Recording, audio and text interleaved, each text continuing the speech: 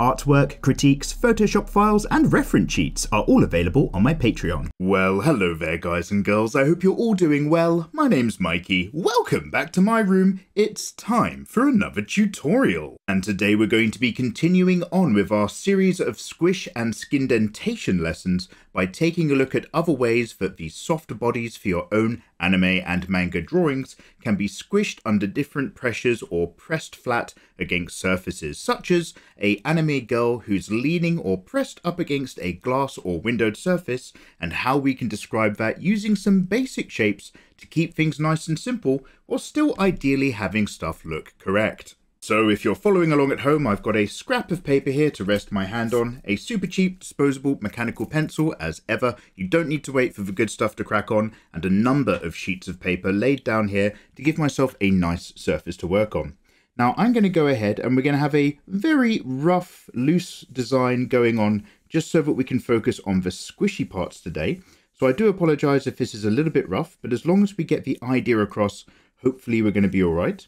And I'm going to give myself this massive flat surface. We can imagine this is going to be our window. And these might not be our final lines for this design, but it's a good starting point to give me a little bit of perspective and angle in order to make things interesting. And of course, if you're interested in a top-down perspective for looking at your characters at different angles, we've got one available just over here in some earlier tutorials. We're kind of putting together things that we've been covering before.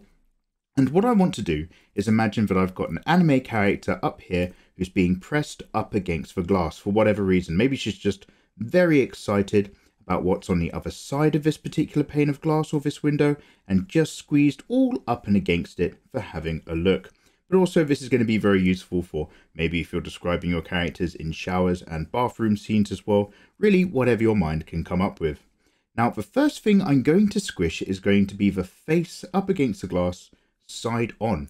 So I'm imagining that I've got my construction lines here for doing a very simple head where we have our sphere shape, just like so. And again, hopefully this is going to be these light guidelines which end up being firm enough for you guys to see. So I'm going to work a little bit more heavily than I usually do. And I'm going to just go here and bump out a little bit of cheek on this side before I sweep down to roughly where the jaw would be. And about halfway back across the center of the side of this head, I'm also going to imagine the sweep of the jaw coming in and down around about there, with even some ear up against this area. And before I start to put together the rest of the body shape of this particular character, I'm going to go ahead and imagine that center line now is going to pump all the way forward for vaguely a nose area before it sweeps back down. The nose projects out from the face, so if you already had your center line and your building blocks in place for your characters, you can move a few things around to just squeeze it all up nicely. But over here, I'm going to think about a surface area pressed against the glass that's going to map the side of the head. And I'm going to mark that out. So I'm going to go round here, up around this side, down towards the side of the face and the cheek area.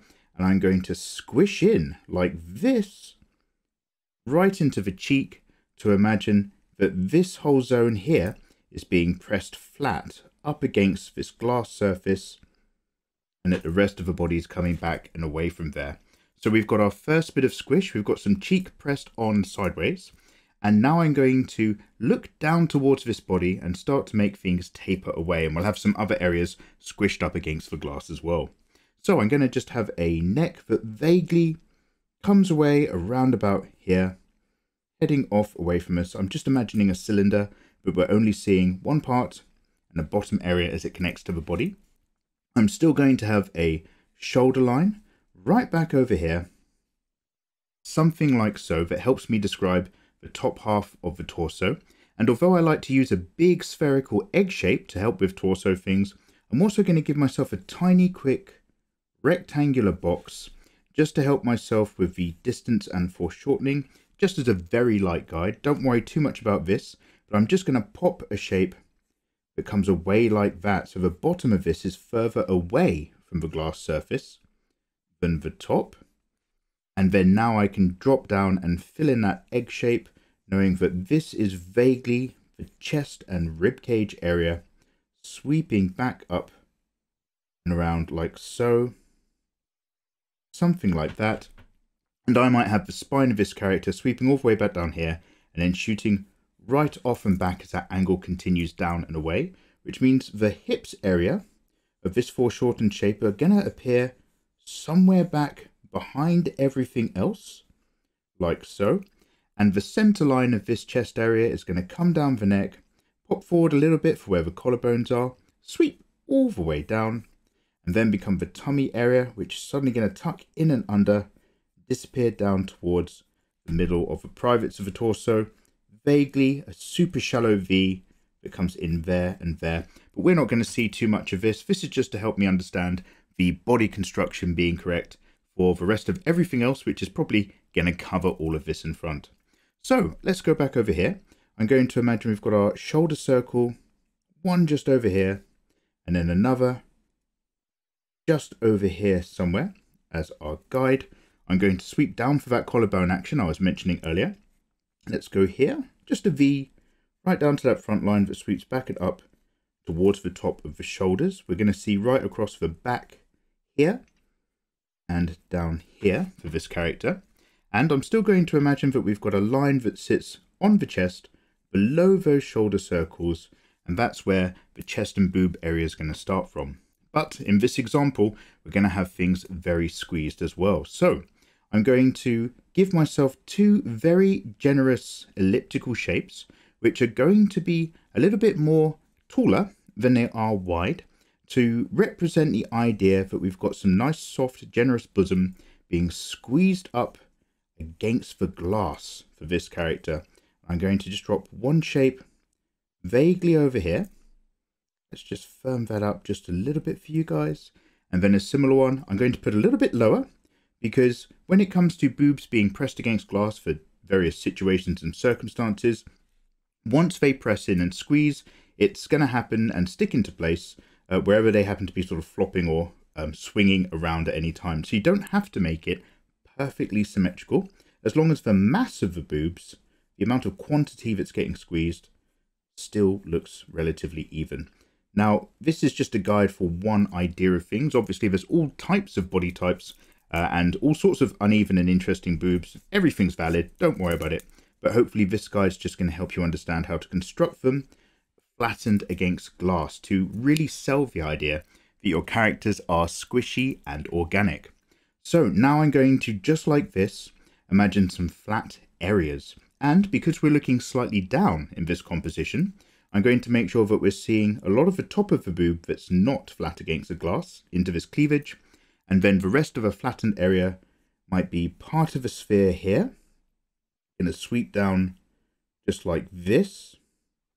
And I'm going to let it meet right up against the other boob, as if to say these two are squished together in this action. Before coming back round about here, this one's a little bit lower, so I'm dropping this shape down as well. And bringing it back up over here, so that we're looking over the top. And again, I'm going to firm up this line quite a fair bit. And I'm rotating my pencil as I work, so that as I wear down the tip, by rotating it, I'm constantly working over a sharper, pointier bit of the lead to keep my lines crisp. When I'm sketching out ideas and having a think of things, I like to use a flat edge. And when I'm doing a lot of soft shading, I like the flat edge as well, because there's a lot of surface area. But it can mean your sketches get a little bit too feathery and experimental, which is fine unless you don't actually want that for what you're trying to teach in a particular lesson. So all of a sudden, I've got this nice flat feeling area here and right across there, while still having this construction here of a boob. And I'm going to just show that it's being squeezed flat back against the chest as well, by maybe just getting some crease shapes in there, as well as coming back around here and around there. Okay, so far so good. So how is she leaning against this? What's going on with body weight? I'm going to start with a hand sideways on against this glass, and I'm going to put it just around about here. What I'd recommend is, if you can, try having a look at any reference photos of where you've got people leaning against glass, wholesome reference photos, in particular the hands, because there's certain areas like the side of a hand where you might squish against a surface, or the flat of the hand, where a lot of the weight's going to be on the palm and the heel, or on the tips of the fingers. And that's what we're having a look at here. I'm keeping things as quick as possible, but it does mean it's a little bit rough, so there's no masterpieces. That's what I always like to say, just so that no one gets disappointed. But I'm imagining the side of the hand here getting squeezed up against that glass situation. Then maybe the fingers are coming down here, possibly even there, tucking in. I'll tidy these fingers up and get them looking nice and accurate in a little bit of time lapse in just a moment as well. But let's say this is our hand shape there and our thumb coming off round about here. I don't want to make the hand too large for our female characters. If you're drawing super strong female characters, you might want to give them larger hands, but even then, keeping them a little bit more scaled down is part of that effeminate visual language, even if they've got big arms and big shoulders. And then I'm going to have the rest of the forearm flat down here as well. So I'm going to drop straight down here. I'm following this line for no particular reason other than it's just conveniently in the same place. Don't worry, this is just our perspective loose guide. And then I'm going to bring that arm back down there to where it gets a bit wider, connects back in, round down there to the elbow, and comes back up this way to make its way into the shoulder there. And so I'm just going to think, right, if we've got the edge of our hand here flat against some glass, then the forearm and the meat and flesh of the forearm, it might not be a load. It's not as soft and malleable as a fatty mammary kind of structure as a booba, but it's also still going to be flattened a little bit with some weight behind it. So I'm going to map about this much of that forearm flat against the glass before we come away round about there. The elbow joint might just be popping away, not 100% flat against that surface as it goes back up around there. So hopefully these guides are just clear enough that you can still see what I'm up to. I'll certainly pop it in a little bit firmer in just a moment. And then over here, I'm going to do a similar thing, but let's have a look with a hand as mentioned. So I'm still remembering about my perspective. I'd love to draw a flat on hand, but I'm going to ever so slightly give myself some sort of starting square that's mapped to a similar perspective. And then I can start to think, right, let's vibe off with the thumb over here. Remember, we've got some how to draw hands and fists from basic shape tutorials. Also, we've covered this before. I'm going to have a thumb a little bit side on, squished up there. And then if I imagine that this is our palm area, like so, then the fingers are going to reach up at most a similar distance, something around about there. And I'm just going to go ahead and I'm just going to draw in these long egg oblong shapes about here, maybe here. Maybe I'll put the middle two fingers a little closer together, something like so, and then back around here for the little finger as well. And then I'm going to join these back in with some relatively straight lines to the hand area. What I'm trying to do here is show that these zones are where the tips of the fingers are pressing in. The thumb and side area is going to press. So let me just make sure that I'm using a nice sharp edge of my pencil here. And I'm going to map around here. And let's get the side of the thumb, a large amount of the palm over on the thumb side. Maybe a bit of pressure up on this side as well. So I'm just going to come a little bit more up here. This part of the hand, like so. Down towards the heel. And I'm just going to put a nice firm bit, fingers pressing up against glass here. Here. Essentially just going around here and doing the circles that I've just put in before. Sometimes you can draw fingers by starting with the fingertips and working back to the palm or hand shape you've already designed. It really depends what you're trying to achieve with any hand design. There's so many different ways to go about it, and most of them are useful under different situations, so never feel too locked in. Now I'm just going to go back out on the right hand side of all of these shapes, just because of the angle that we're looking at. Just want to show that those fingers are pushing in the glass, like so. Back out like there. They're joining into the hand here, here, and here. Again, I'll tidy that up in just a moment. And then I can imagine that, okay, this arm might be just coming a bit out this way, away from us. And because this hand is flat on against the glass, the rest of the forearm, in this example at least, isn't pressing in quite the same manner as it comes away from us. Go down there, our joint's hidden from view here. And as we follow this boob line back up to this shoulder line, which then sweeps down from that circle, we can bring that back together with an arm as well. All of this relatively foreshortened away from us. Here's our surface curve, going down there, going down there as well. And then we've got the side of the ribs here, side of the body and the obliques disappearing down there and so on. And I'm going to add some legs to this character in just a moment as well. But now that we've got an idea for how to flatten things out, when it comes to shading these in, you might want to consider making these areas darker, because in this area, there might be a load of steamy shower water and a very hot, well-lit environment. Maybe the press of the glass is pressing out into a darker environment outside. And that means that it's going to be lit a little bit differently. This isn't catching any of the bounce light that's happening indoors. This is pressed up against the glass and being illuminated by what's on the other side. Not uncommon to make things a bit darker, but I'm going to worry about that in post because I want to crack on and talk about some other examples of water balloons as well. Now, we've covered water balloons getting squeezed when characters are perhaps holding them as well.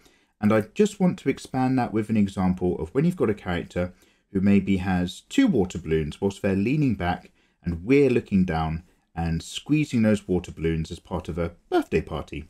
Now, for YouTube reasons, I am absolutely only drawing a pair of hands squeezing water balloons. I have to make that very, very clear. Otherwise, this video will just randomly disappear and get taken down. But I'm just not afraid to teach you what needs to be taught. If you want to learn lots of different ways to draw, there's loads of tutorials on here made by amazing people who I admire. But there are a few things missing thanks to YouTube's policies. So thank you to all of you guys for clicking like or clicking subscribe and following along with the tutorials on the channel. I really do appreciate it. It's a great big help, really motivating to read your comments as well. And I'm just glad that you guys are trying to crack on with your own drawing journey. And we are here to learn how to make our anime and manga characters look attractive and alluring. We're not here to get too freaky about stuff, but there's plenty of basic things that you can just think about with your character design, which I think is always going to help.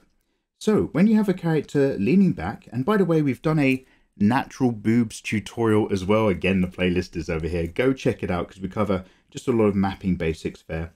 But if your character's leaning back and getting a double squeeze, let's have a really quick look at that. Now, I'm working across the shoulder line here. I'm imagining that this character's leaning back, so I'm already popping a little bit further up. I'm going to be very quick and rough, knowing that I'm going to really firm up this situation in just a moment.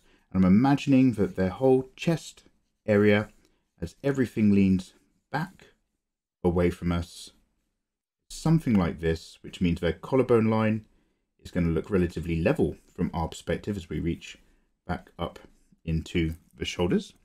And I'm also going to imagine that their hands are somewhere up here. Say they're lying back in bed and there's just a pair of water balloons just resting there on front of them. Now, I'm not going to bother about drawing these hands in now, but suffice it to say, I'm doing a couple of wedge shapes here and here, which I'm just going to imagine that there's fingers curling around and mapping into all of this like so. And I'm just thinking about that because maybe I want to have a bit of the arm coming down here, like so. Here's our elbow joint and the bottom part of the arm as it pops towards us before it meets back up into the body there. And it's doing a similar thing on this side here. Because when you have a character who's got a very ample chest and they lie back, the organic nature of the boobs means that they spread out, often sideways in a very natural, organic manner. And in order to get some nice opportunities for squish, you might want to have your characters with their arms together, squeezing these boobs back into, these water balloons back into place, or nearly. So I'm going to start off with imagining a pair of hands also pushing things up and in together. So very, very quickly, I'm just going to dive here and imagine, right, here's the palm or heel area of one hand. The back of a hand is coming over there, which means I might have a bit of thumb that's just disappearing off here and doing something. And then we might catch a bit of finger that's just squeezing up on that edge. So here's our wrist area, and then the rest of the arm going to disappear off away from us, like so. And then there might be a very similar thing just happening over this side. I've gone much further over this edge side. But again, that hand's coming up there. The rest of the situation, fingers squeezing things in over there. Here's our wrist. And then let's come away, cut that arm off around about there. And so if I was normally going to be drawing some very relaxed, large, generous shapes here, now I know that the pressure's coming in from the bottom and the sides, and so things are going to start to squish up and out. So they're going to squish upwards where there's least resistance, and maybe outwards as well. And I'm just going to simply bring a massive amount of this curve and this line sweep out past everything, going over the hand as well to show that this water balloon is squishing over the top area like this. And there's a lot of pressure from the palm or heel, so we might just curve back over that hand a little bit there before the rest of that water balloon naturally sinks down into this area here. And if there's two water balloons together, then this will be doing a similar thing where it's trying to just squeeze up and around, maybe even further out over this area before it comes back down and around and in. Honestly, just look at some real life water balloons. That's not a metaphor. They're a great example of seeing how organic shapes squeeze under pressure, and then maybe back up over this edge here. And where they squeeze together, I keep that line relatively straight because they both kind of have the same pressure against each other. So we've got two organic water balloon shapes coming round about here and up round about here if somebody's just reaching in and squeezing them for a party or something. And then we'll map the surface and just show where the notches of the water balloon are, where you tie the end seal on. Might just be something that's an X marks the spot situation, is probably the safest thing. Around about there to show that organic surface, squeezing around and in here, and then doing a very similar thing as it squeezes organically and pops back around here. Maybe the surface coming back around there as well, squeezing around there, lovely and soft, squeezing around here, lovely and soft. There's a lot of construction lines here. I'm going to get rid of them in just a moment. So let's drop into some time lapse. I'm going to continue giving some examples of some press, squeeze and squish, and we'll talk about them in just a moment.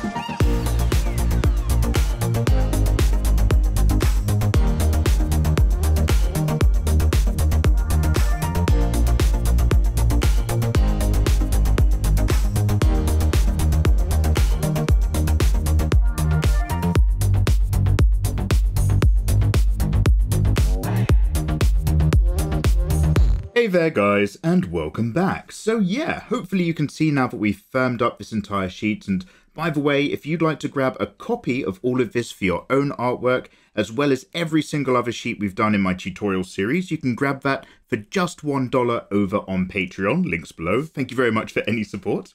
And over here on this example, you can see how I've squeezed and squished everything flat for surfaces which otherwise might continue to curve.